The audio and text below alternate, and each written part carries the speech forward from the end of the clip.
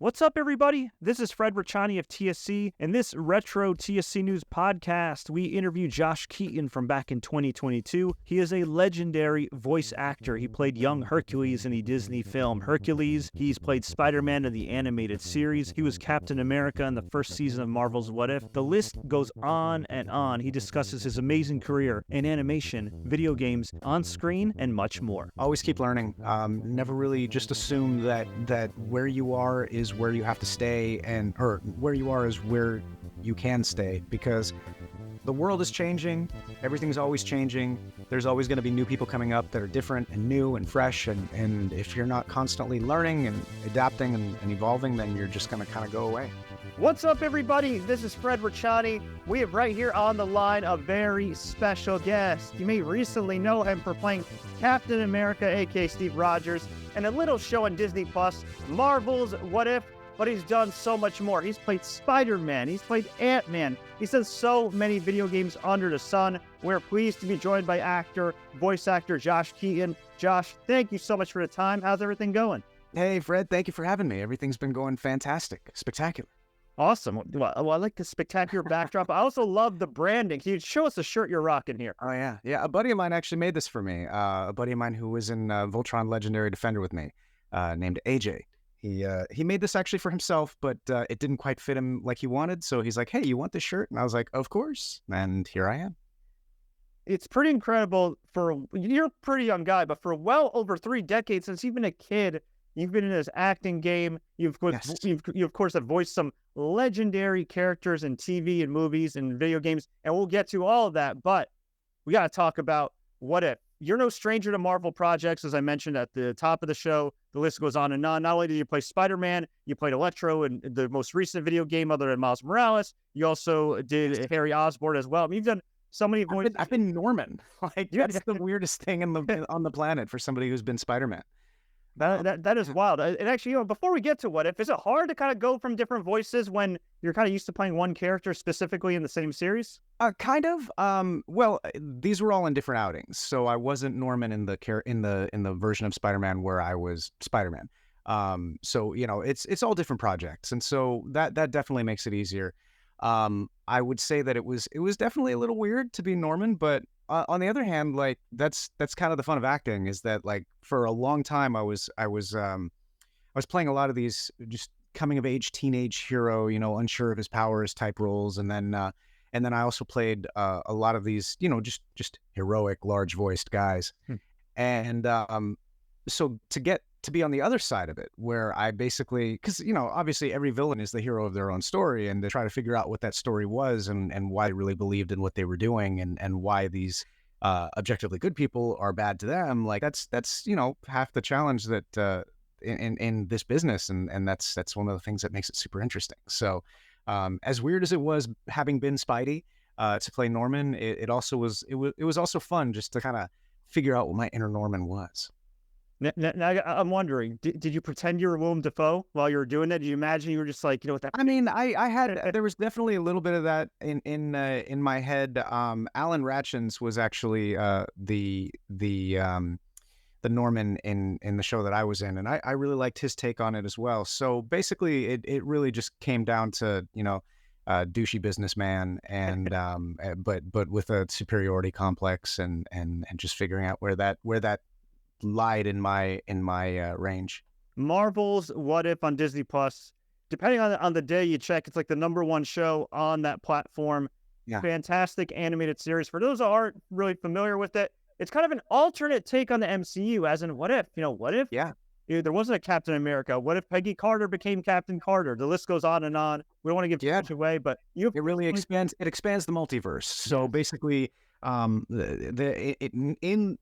the MCU world, there are many other universes where different things happen, but it's still MCU, which really just opens up the best can of worms ever. Because this is what I'm a comic geek, and this is what I used to do with my friends. We would sit around and at somebody's house, and we would have these discussions. What if this happened? Or what if this happened? Or what if this person had this person's powers? Or what if this person fought this person and this person died? And then now, what happens?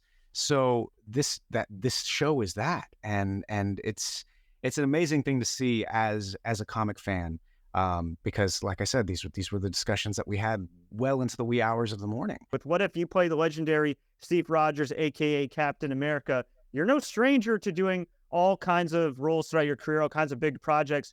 But I would imagine, at least in recent times, this has got to be your biggest project. So has it been any different as far as from your approach as a voice actor compared to some of the other work you've done? Well, definitely, I would say that doing the voice for, because it was a voice match for Chris Evans, and that initially, well, that right off the bat has its own it's its own thing, and it's a very different thing, because as opposed to me playing a character in an original way, I have to match somebody's iconic performance that everybody has really been hearing for like the past, how many years has it been? Like It's been like 10 years now. Yeah, like everybody's, this is Cap to people, to a whole generation of people. So you have to do that justice, and you can't really stray too far from that box. And at the same time, you know, you're not doing a direct mimic where, you know, you're just kind of parroting lines that were already in something. Like, you kind of have to interpret how you think Chris would have done it, and still keep it true to the character, still keep it true to the voice. There's a lot more that goes into something like that. And to be honest, when I first did the role, I wasn't really, it was just another job. You know, they said they wanted a sound-alike for Chris Evans. I wasn't sure if they specified voice match or sound-alike, or because they have different terms that they use in the business. They'll say voice match, and with that, they want it to be like the voice, like as close as possible. Then they'll have like a sound-alike, which is somebody that sounds like it. And then they'll have like something that's even less specific, which would be like a feel-alike. So it doesn't even really have to sound like them. It just has to kind of have their zhuzh, their vibe. And I think this was somewhere between a sound-alike and a voice match.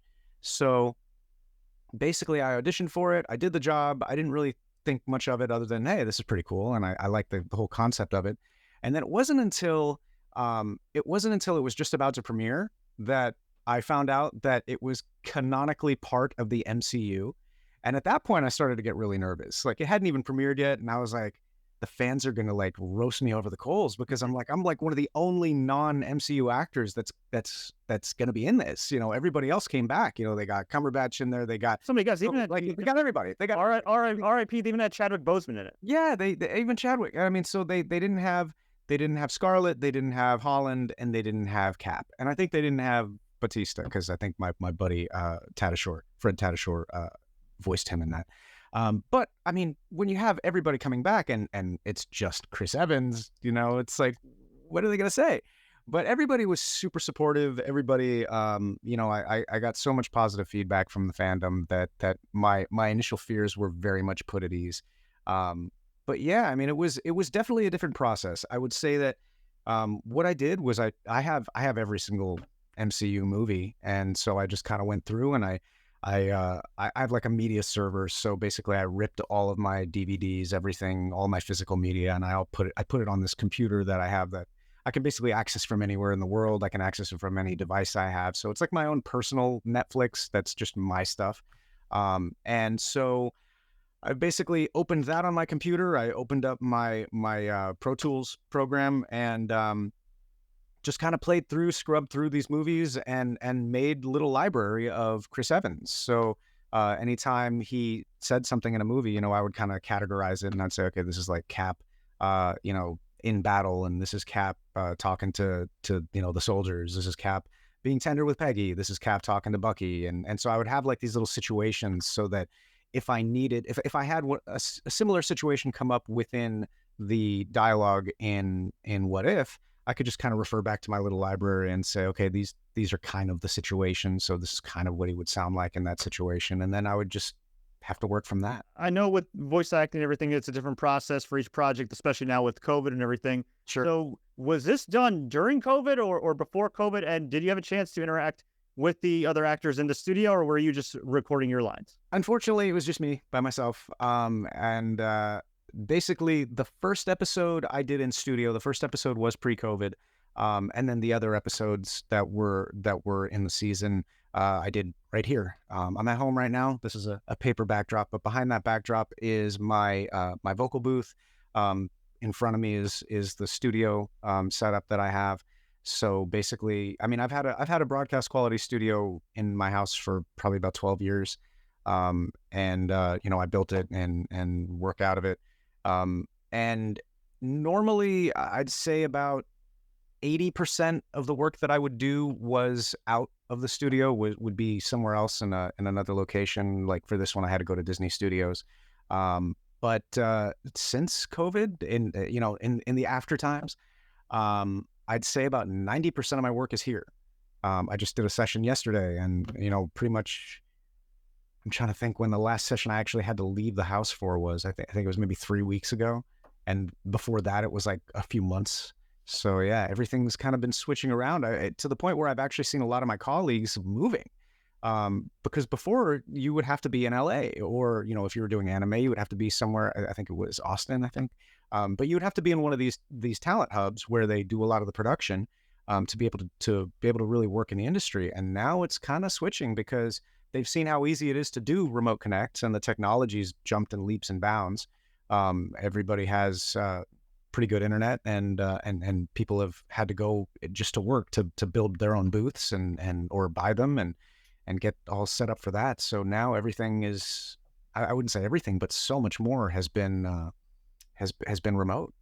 So would you say majority of your work now, as far as like auditioning, if you have to audition for anything, is it mostly kind of self-taped, just like in your own studio? Well, auditioning has been pretty much self-taped for a very long time. Like before technology was cheaper and more accessible, you would go into your agent's office and you would do the read there, and that's how you would audition, because they would have a studio, and then they would just have everybody come in and you'd record there, and then they'd send it out. And to some extent, well, not my agent's not really open because of COVID. They all work remote now. But before COVID happened, but while technology was still kind of cheap and available, you still had a lot of the boomer crowd that wasn't really good with technology, or the honorary boomers that were young and still not so good with technology, that would go into the agent and still do the read there.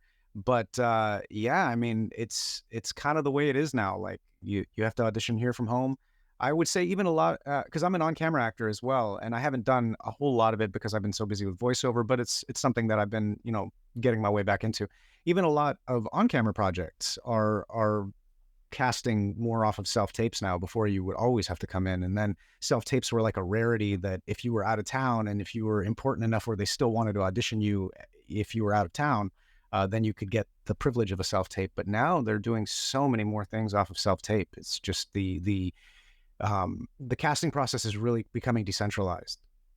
Would you say in some ways too, it's a lot more efficient in a way? Like it makes kind of your life easier and Brett's life easier? Obviously, I'm sure it'd be good at times, especially for anything live action, to be there in person. But at the same time too, you can kind of keep it moving rather than have maybe an audition take up your whole day. I agree. I mean, travel time was the worst. Whenever you would go to an audition, they never had parking. So it was always street parking. So you were always kind of looking around for a parking space. And LA is so big that it's not like, Manhattan, where you can just, walk somewhere. You can't. Like, I live literally 30 miles from where any auditions would be. So there's no subway, there's no train. There's you're not going to Uber to an audition. It's like there's nothing. You got to drive, and you got to park, and you have to figure in all that time, and then you got to drive back. And usually when the auditions are is right in the middle of rush hour. So, to go in there for 5 minutes, you're going to spend about 3.5 hours out of your day. And that's if you're lucky. That's if there's not an accident. That's if, all things being great. So, and also, like, look, as there's a lot of extroverts, but there's a lot of introverted actors that just really aren't comfortable with the audition process and having to go somewhere and having to, deal with people and do all that. And, some people are snobby, but some people just look snobby, but they're really just introverted and not really comfortable.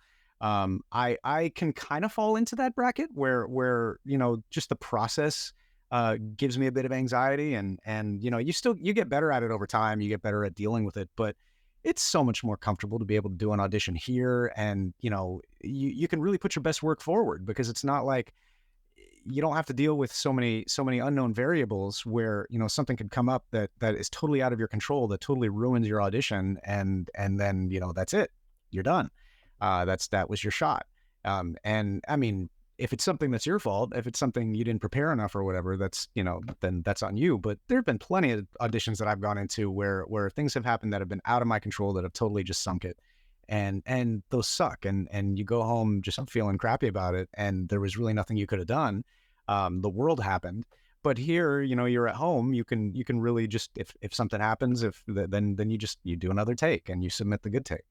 So it for a lot of people, I think that self-taping is great. Awesome. And you mentioned earlier that the Marvel's What If is now kind of part of the MCU. Well, technically, yeah, no, it's officially MCU. It is, yeah. And I was gonna say, for anybody that may be wondering, like, wait, how's it part of MCU? If you literally go on Disney Plus, you could scroll down in the Marvel section. They'll have like everything in the timeline order. And What If, I believe, like immediately follows Avengers Endgame. So yes, you are officially part of the MCU, my friend. Yeah. Yeah, because I mean, even the Watcher says that these are all different universes, and these are all multiverses, and different things happen in different ones, but it's still the same universe. So yeah, I didn't get into the MCU as Spidey, but I got in somehow. I weaseled my way in. You did, and if anybody wants to challenge it, I'm not going to even give any spoilers, but between Doctor Strange and the manipulations of time, it all makes sense. That's all I like about the Marvel stuff. Whether it's the anime, I mean, you've worked in so many Marvel projects. Like, what I love is that the continuity is just always there. It just makes sense. Yeah, yeah, and the writers do such an amazing job of really referring back and calling back to the canon MCU that we've seen. They do such a good job of doing that it drops right in, and it's totally believable. I can't speak highly enough about the writing in the show. We talked off the air about your career. I was trying to confirm if you've been around for 2 decades, 3 decades. You said over 3 decades, and it absolutely stunned me because you're 42 years young. 42, yeah. You certainly don't look a day over 30. So thank you. Your skincare routine, but just incredible. So everybody, of course, sees the finished product, right? Oh man, Josh Keaton, he's in What If, he's in Spider-Man, he's in this. But obviously, every journey has a start. So how did acting start for you? Well, I was a kid, and it was a totally different time. Like now, you could you could start a career online, start a career as a social media star, and go from there. There was no social media when I was growing up. There was no internet. And the internet didn't really come around until like the 90s. And I mean, I grew up in the 80s. So it was a different time. Like somebody had to find you. You had to know somebody in the industry. You had to have an agent. Like there were just things that had to happen. And so I have 3 sisters. I have an older sister who she sang a lot. And so she would go into like beauty pageants, but she would enter the talent competition. Because, beauty pageants are really just like, who paid the most money to enter the most subcategories to get in it, and they're the ones that are going to win. But you can't really fudge talent. If you enter a talent competition and you're obviously like the best in that category and somebody else wins, then, something's not going to smell right. So she would enter the talent competitions and she would do very well on them. And through one of these beauty pageants, she got an agent who would send her out on like commercials. And there was this one, and I was a very precocious kid. Like I would dress up as like Superman and like dance around on tables at restaurants like McDonald's or whatever. And so I would basically talk to anybody. And my parents told me that I had like very, very good pronunciation for my age. So like I would always, all of my S's were very, very, all of my, sh and all those sounds that normally would escape young kids, like I had them down. So I would go and I would talk to people like I was this little adult. And so she had this audition for some commercial. I don't even remember what it was for. And I was just tagging along because my dad worked 3 jobs sometimes. My mom schlepped us around to our auditions, or schlepped my sister around to her auditions. I wasn't auditioning yet. And so I was there and I just started talking to the casting lady. And I think she asked me, where my mom and dad was. And I said, oh, my dad's at work because, he works. And so I'm here with my mom and my sister. And I was very intent on telling her my dad's name because I thought his name was Honey, because that's all I ever heard my mom call him. So like she thought that was hilarious. And so they brought me inside and I ended up auditioning for this thing that I wasn't even there to audition for. I got it and my sister didn't. And so that kind of is what started the whole process. So yeah, I was, I weaseled my way into this too. That's incredible. And as I guess a child actor at the time, how did you kind of, and even up till now in adulthood, like how did you stay level-headed? Because when you start young, I mean, there are a lot of trappings of fame and everything. And absolutely, there's there can be some bad influences, especially back then. Like, how do you kind of stay on that sort of straight and narrow path and eventually get consistent work? I had very strict parents, sometimes to the point of overbearing. And I think that one of the big things was that we didn't really live close to LA. We lived in a suburb outside of LA, and I had really no way to just be there all the time. So like I would go there for work. My parents would drive me. But when it came to actually like the hanging out stuff and you know, the times where kids would normally get in trouble, like I really had no way to get out there. So, I mean, at the expense of that was like childhood friends. I did not have a lot of childhood friends or much of a social life. But in the end, I guess they kind of helped me because I didn't really get involved in a lot of the same stuff that you know, people who went down the bad road did get involved in. You know, again, very strict parents. I have three sisters, so it's like there was always something to do. Like I was always busy doing something. And then school. Like I was a nerd. Even though I was gone a lot for filming and stuff, like I was still very I did very well in school. There was always something to do, and then just the activities that I did choose. I mean, a lot of them were solitary activities. I love video games. I love computer stuff. So I mean, that was all stuff that I could do myself. Cars. I was really into cars. I still am. But I would be really into modding cars, and that community is, you know, there's bad apples in it, whatever. But for the most part, it's a very supportive community, and I made friends with good people. I'd say, you know, just having the small group of friends that I did have were really good people, and that's what kept me grounded. I mean, I really didn't I didn't fall into a lot of those traps because I just didn't have the time. Kudos to you. Kudos to your fam for helping keeping you on that path. And as far as voice acting goes, because you initially started out as a traditional quote unquote live actor, Yes. now you're more known for your voice acting. So what was your first big break in voice acting, and when did you realize, okay, you know, it'd be cool to be live action, but this is where my bread and butter can be? Those were two totally different times. Basically, I had been doing voice acting from the time I was a kid, but there weren't as many opportunities at the time. Like now, they do use a lot of kid voices, because with computer recording, it's much easier to just kind of get them to parrot back how you want it, and they edit it together. So even if they do it over 5-10 different takes, and they have to edit like pieces of the phrase from all those 10 takes, they can still do it and get a nice take. They couldn't do that before. So a lot of the time they would hire adults to play kids. One of the exceptions was Peanuts, with Charlie Brown. They always insisted on having real children play those parts. And I was Linus in the special, and that was something that I just auditioned for, sent out by my on-camera agent, got that job. There were a couple other things. I was in a show called Peter Pan and the Pirates, where Tim Curry was Captain Hook. I was one of the Lost Boys. And then I did the Back to the Future animated series. I was Jules Brown, Doc's brainy kid of the two kids. But those were really the exceptions. Like those were the three big things that I did in voiceover when I was young. And aside from that, they really just hired adults. And when I was probably 15, 16, it came out when I was like 17, but I had started working on it when I was probably closer to 15, was Hercules, was the Disney animated movie Hercules. And I got that. That was probably my big break into voiceover. I mean, and what a break, right? Getting to be a Disney prince. And I mean, in his awkward stage, but you know, I was in my awkward stage. It was, if you go and look at the behind the scenes, you'll see a very young, very greasy me. Man, I was greasy, but, yeah, that was kind of my big break, into it. That's what led to me getting a dedicated voiceover agent. Cause up until then I had really just been submitted by my on-camera agent.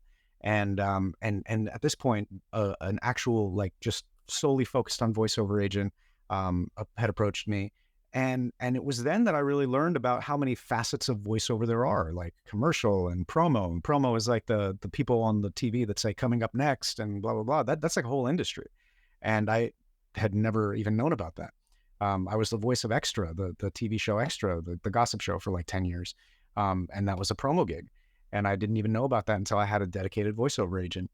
And so I would say, in terms of really knowing that this is something I really enjoyed and spending time with. Cause I mean, I would say for a while, I was still doing a lot of on-camera auditioning. You know, when voiceover stuff would come up, I would do it, but I didn't really take it seriously. I didn't, you know, cast it aside, or it wasn't chopped liver or anything, but I was still really focused on doing on-camera stuff. But in sometime in the 2000s, there was a writer's strike. And so a lot of on-camera production shut down, and the stuff that did stay around, they were trying to really get ratings because so much was shut down. So even guest spots went to celebrities. And if you weren't a celebrity, you weren't working. And that strike did not affect animation. So at that time, I got a couple of really sweet gigs. I got Spider-Man, and I was doing a bunch of other stuff, and that really kind of tided me over. And then the more I started doing more VO, and the more I started playing some of these heroic characters, I started to really realize, you know, I can get cast to play a lot of things that I would never get cast to play on camera, because like I have light skin and blue eyes, but I'm Latino. And so I would always face this weird issue where when I would audition for things, I wasn't Caucasian enough to play the quote all-American parts. That was like the code that they would use when they wanted like a blonde guy for a part. They would say all-American. And so I wasn't Caucasian enough for those roles. But then when I would go audition for like Latino roles, they would look at me and they'd be like, "Are you Latino?" And I'd be like, "Yeah." And they'd be like, "Well, but you have blue eyes." I'm like, "Have you been anywhere outside of where your mind is?" Because they, you know, Latino people they look like anybody. So yeah, like that was always really frustrating to kind of be in this weird middle ground, because my mother's from Peru and my father's from New York. So it was just weird, you know. Like I could maybe play an Italian guy, or even though I'm not Italian, I did play an Italian guy in Will and Grace. But yeah, like I really enjoyed that about voiceover, that if you could do the voice, you could be the character. It wasn't so much there wasn't so much of an emphasis on your physical appearance, and that was beautiful to me. And so I really realized how much I enjoyed that. And I mean, I still really enjoy on camera acting, and you know, getting to be in costume and getting to have movement and props and all of that. So it's still something that I haven't completely written off. But yeah, I mean, I'd say I was probably in my mid-20s when I really realized, hey, I love this. Like this is awesome.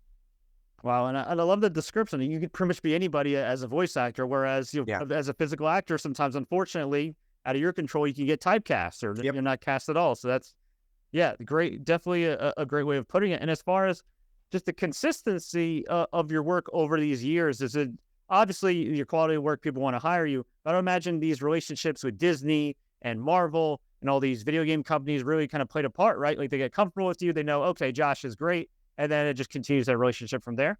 Yes and no. That does happen to an extent, but I mean, you're still always fighting for that next role. It still remains a very, very competitive business, because there's always somebody new coming up, and or they might be trying to get a celebrity to be in this, or so there's still a lot of ups and downs. I mean, I've been doing this for over 30 years, and some years suck and some years are great, and you're always having to work. So you got to ride the wave, essentially. Yes. Well. Yeah, you gotta save during the good times, because there are going to be not good times. So good to know for every young voice actor. Yes. Now, are you ready for our lightning/random question round? We always like to ask a lot of kind of random questions just to get to know our guests better. Are you ready? I suppose, yeah. Let's do it. Cool. Let's do it. What's your favorite late night snack or cheat meal? Pizza. Pizza is for any time of day, any time of night. That's like, I love pizza. My very biased New York, New Jersey side is going to come out. I got to ask you, have you tried our pizza, and what do you think? I have tried New York pizza. I'm a fan of all pizza. It's funny, like I really enjoy a thicker crust than New York offers. However, that doesn't mean I don't enjoy New York pizza. There's actually a place right by my house called World's Best Pizza. I'll give them a plug. And when I first heard their name, I was like, that's really pretentious. I'm like, you're going to call yourself World's Best Pizza? But you know what? They have amazing pizza. It's incredible. So, and they're more of a New York style. Cool. All right. We'll have to check it out when we see in LA. Yeah. What's your favorite Peruvian dish? My favorite Peruvian dish is bistec apanado with tallarín verde. And that's basically a very, very thinly breaded steak, or a thinly cut breaded steak. Delicious. And then the tallarín verde is it's basically made with like a pesto, like this green, like a spinach pesto, I want to say. I'm not exactly sure what all goes in it, but it's like it's green spaghetti, but it's delicious. It's like my favorite thing. Sounds amazing. I think I'm gonna get some after this interview for sure. Yes. Who is your all-time favorite actor and voice actor? My all-time favorite voice actor, I would probably have to say, I'd probably have to just go all in for Frank Welker. The man is a legend. I was fortunate enough to work with him on Transformers Prime, where he reprised his role as Megatron, and just a class act, just such a sweet guy, and he's a legend. He's a living legend. My favorite actor, that's a tough one. I'd probably have to say, I think that Daniel Day-Lewis is incredible. The scope of his work and the fact that he can just disappear into any role. Yeah, I mean, that's and then on the other end, I'm a big Jim Carrey fan. He can be ridiculous, but he can make you cry. Like Truman Show, I think is still one of his best outings in terms of a serious role. But to have that kind of versatility where you can be completely wacky and off the wall and over the top and still bring it back for something that grounded is, I think he's very underrated. Yeah, his range is incredible. He's also a painter too. I don't know if you saw that. Yeah, I have. I've seen some of his paintings. He's quite good. Yeah, he's the man. You mentioned you're a gamer, and I love that because of course we cover a lot of gaming. What is your all-time favorite console? Your all-time favorite video game? And your all-time favorite video game that you were a part of? My all-time favorite console. Ooh, that's a tough one because I mean I have the PS. I was lucky enough to finally be able to get a PS5 and a PS4. I mean I'd say the console that I play the most of would probably be the PlayStation. But my all-time favorite console, I'd probably say was the Sega Dreamcast. I loved that console. I bought it specifically just to play Resident Evil Code Veronica because I was a huge fan of the Resident Evil series, and that was exclusive to the Dreamcast for a while. And there were just so many great games on that. Like there was Crazy Taxi, and there was the Typing of the Dead, which was like House of the Dead, but you played it with keyboard controllers, and it was like a typing game. So instead of like shooting at the screen, you were typing these weird sentences. Like it was great. SF Rush 2049, Hydro Thunder, like there were just so many good games. Shenmue, man. Yeah, that was great too. Like I have such good memories from that console. But you know what? I don't even know if that would be my favorite. Wait, what were the other parts of the question? It was all-time favorite console. Okay. All-time favorite video game and favorite video game that you worked on. If all-time favorite video game, I would have to say, I mean, I'm a huge World of Warcraft fan, and I've been playing that game for over a decade. So, I mean, I would probably have to throw that in because just in terms of the sheer amount that I've played the game. But right up there also has to be the Mario series, because I mean, those were some of my earliest memories as a gamer. Super Mario 3 was amazing. Super Mario World is still a great game. Like these are games that are timeless, and I showed them to my kids, and they were able to just pick them up and start playing them. So I'd say that the Mario games, along with World of Warcraft, and then I'd also have to throw in a driving game. I'd have to throw in the Forza series because I'm a huge car fan, as you know, and playing those with a wheel was one of my favorite things to do on a big screen. You just felt like you were there. So yeah. And the other part was favorite video game that I have been a part of. Probably World of Warcraft. I play King, the King of World of Warcraft. Well, not of World of Warcraft, but of the Alliance, King Anduin Wrynn. And that's been a fun character because like he started out as just like this little kid, this little NPC, and he's literally grown up in the game and over the course of the game's existence. So in kind of real time, which is crazy. So yeah, I mean that's probably my favorite character for a game that I've been in. Our favorite game that I've been in. Yes. I got what you're saying. What's your most awkward moment as an actor? My most awkward moment as an actor. Probably when I was in Baywatch and I had to wear a Speedo and I had not started working out yet. So I was kind of skinny fat, and it played on every single teenage insecurity that I had to be in front of Donna D'Errico in a Speedo as a teenage boy and have to like be okay with that. Man, that was horrendous. And she was super sweet, and everybody was really nice in the cast, but that sucked. Man. Dude, you were also in Boy Meets World back in the day, which for the young folks that don't know. TGIF. Yeah, such a legendary show. I know you had a small role on there, but can you just describe what it was like? If you were a nerd and you didn't go out with your friends, that was your Friday night. You would watch Boy Meets World and Family Matters and Step by Step, and there was another show, I don't remember what it was, but Boy Meets World. Yeah, no, Boy Meets World, Family Matters, Step by Step. No, there was still another one. There was another one. I can't remember what it was. Yeah, that it was great. You know, I was friends with Ben Savage at the time. You know, he was part of this group that would all kind of hang out, and it was cool. It was just cool to go to the where did we filmed that on the Disney lot? To go to the Disney lot and just get to drive on. That was always a cool thing when you would guest star on a show and you'd actually get to drive on the lot. Because you would go in there for auditions and they would always have you like park in the parking lot. But if you were on the show and you weren't just auditioning, you actually got to drive to the stage and park by the stage, and you'd have your trailer and all that. It was just a cool experience. What's a day in the life like for you? Like, how do you juggle everything? You mentioned you have kids. Of course, you have a burgeoning career. You're based in the LA area. Like, how do you juggle everything and kind of stay focused and stay balanced?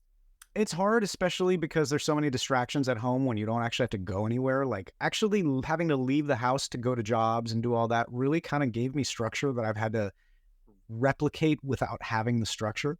So really, I'd say that like having things to do is paramount. So the fact that I actually have to wake up so that I could help my wife get the kids ready to go to school, and we both take the kids together. And pick them up together when I can, but we usually try to make it a point to take them together, which also just, it helps. It forces me to get up. It forces me to get dressed. It forces me to make myself presentable because, you know, if you work at home and nobody sees you except on a Zoom screen this big, you know, all you have to do is just kind of make sure your hair's okay and put on a shirt. And I mean, you could be wearing nothing, and have not taken a shower in days. But like, if you have to actually leave the house, then you tend to take better care of yourself. So that really helps. It helps taking the kids to school, then come back, have a little bit of coffee, set up. I usually have auditions in the morning, so I'll come in here. I'll take care of all those. Sometimes, you know, I'll have to, if I have a job that day, then I'll make sure to schedule for that. Other than that, you know, just answering emails, finding a time to work out, whether it's in the middle of the day. And that's another thing. Like, I gained a little bit of weight during COVID. I'm sure a lot of people did. And, you know, the older you get, the harder it is to get rid of that. So it's like, I've now had to really get myself into a point where I'm like, I don't care what time of day it is. I'm going to work out. If the kids haven't gotten to bed till 10 o'clock and I still want to spend some time watching something with my wife and she goes to bed at like midnight and I still haven't worked out, I'm going into the garage and I'm going to go work out because I have to. Like, the older I get, the harder it's going to be to stay healthy. So, yeah, I mean, you really just have to create that structure. You just have to give yourself a schedule and keep at it. How important is it to have a supportive partner who kind of understands this life, right? Like, you're on an account, and nothing against accountants, but I mean, this is the entertainment business is very unique. It's very time consuming and everything. There's the highs and lows. Like, how important is it to have a wife who understands that? My wife is a superhero. She really is. She holds everything down. Like I basically, I try not to leave everything to her. You know, I try to be as involved as possible with the kids and help them with homework and read to them and have them read with me, and clean up around the house and do all that because I don't want to leave everything for her. But, you know, when I have to step out, she handles it like a rock star. Like, sometimes I have to go do conventions. And so I'll be gone for, you know, a weekend or whatever. And so she's just taking care of the kids and it's, everything has not, completely fallen apart when I come back. And it's, she's also very creative, herself. She's a photographer and a graphic designer. And so like a lot of the ideas that I've made into content, like, I did these YouTube videos where I was reading Spider-Man memes as Spider-Man, which have gotten millions of views. That was her idea. I did, for Voltron Legendary Defender, the show that I was Shiro in, I did a parody of, You're Welcome from Moana, singing it as him. And I had other people in the cast and I edited a video together. That's gotten over 2 million views. That was her idea. I mean, she basically comes up with a lot of the really creative ideas that I'll end up just kind of doing. And so yeah, I mean, she's amazing, and it's to have somebody that is not only somebody that's going to kind of keep your ship afloat while you're trying to be creative, but somebody who can actively contribute to the process and really kind of set you straight when you're starting to stray. Like she's incredible, and it's very important to have somebody supportive for sure. So shout out to your wife, Mrs. Keaton, the real MVP. Elizabeth, I love you. Awesome. And we'll get you out of here on a high note. What's the best piece of advice you give anybody for success? To always be learning. Always keep learning. Never really just assume that where you are is where you have to stay, or where you are is where you can stay, because the world is changing. Everything's always changing. There's always going to be new people coming up that are different and new and fresh. And if you're not constantly learning and adapting and evolving, then you're just going to kind of go away. Josh, we really do appreciate the time. Before we let you go, where can fans find you online, and where can they find you next on screen? My social medias, you can find me on Twitter. I am Josh Keaton, at Josh Keaton on Twitter. I am at Space Padre on Instagram. I am at the Josh Keaton on TikTok. I just started posting on TikTok because, you know, that's where all the kids is. And I stream video games on Twitch TV, and I am Space Padre on there as well. I'm on a service called Cameo, where you can like kind of log in there and request that I do a video for you, you know, whatever. And that's cameo.com/Josh Keaton. So yeah, and there's some other projects that I'm in right now. I'm currently in Arcane, the League of Legends show that just premiered on Netflix, and I play Deckard and a character named Salo. And let's see, what else? I am Black Spider in Young Justice Phantoms that just dropped. And there's a couple other things coming out that I am not at liberty to divulge yet because they haven't been announced. But all that stuff will be on my socials when I am able to talk about it. And What If? What If, as Captain America, a.k.a. Steve Rogers. And, oh, yeah, Young Justice Phantoms. I knew you were on Young Justice. I didn't realize you were on Young Justice Phantoms as well, which just recently got added to HBO Max. So congrats to you, man. Thank you. Marvel Universe is huge, but DC Universe is just as huge, just as passionate of a fan base. Just a quick bonus question. What's it like kind of being a part of the lore of both Marvel and DC? And do you ever get any kind of flack for that with the fans? Hey, man, the way I see it is the more comic stories that you can have, the better. Like, I can always get caught up in, like, with cars. It was Ford versus Chevy, and it's like, oh, you know, Mustang sucks, Camaro's great, and I had a Mustang growing up. But, like, I was able to respect that both cars were great, and both car makers were great. Like when people, I have a Tesla now, and so people are like, oh, Tesla sucks, and it's all about the Porsche Taycan and all that. I'm like, look, the more EVs that we have, the better all EVs will become. So, you know, instead of having a pissing contest about this one's better than that one, let's all appreciate the fact that they're all competing against each other to be better, and that's just going to improve everything. So, I mean, I've never really bought into the whole, oh yeah, you got to be a Marvel or a DC fan. I'm not a big tribalism person. It's probably why I'm not really into sports. Like I like everybody to play a good game. So yeah, I mean, I love being part of both of it because it's just, I get to be part of more stories and be more characters. And that's what I love doing. Fantastic. Well said, Josh. We appreciate the time. Again, you can check them out on all those shows you mentioned, but of course, Marvel's What If on Disney Plus, Young Justice Phantoms on HBO Max, Netflix. Josh, thank you so much for your time, man. Much appreciated. Thanks, Fred. It was a pleasure talking with you.